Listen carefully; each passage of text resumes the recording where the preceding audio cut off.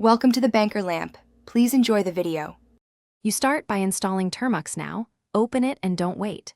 Once installed, run pkg update and pkg upgrade to fetch current packages and security fixes.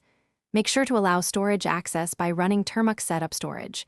This creates a home folder link so you can edit files. You should also enable copy-paste gestures in your keyboard. After that, you have a working shell. Next, set up the tools you will actually use. Keep following. You now install the packages you need. Pkg install bash git opens curl wget vim, so you can edit, transfer, and run code.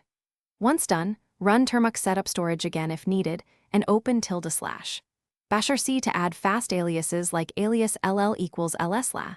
Generate an SSH key with SSH keygen t-ed 25519c phone.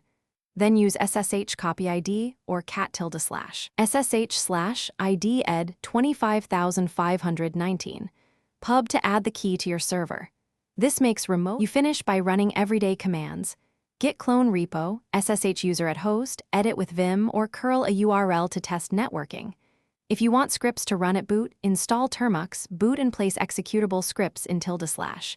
Termux/boot. Make sure to backup /. SSH and /. Bash rc.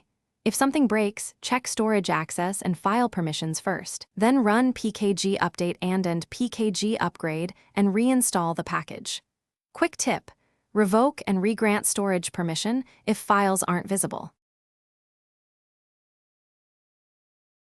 Thanks for watching. If this was helpful, leave a like and consider subscribing. See you next time.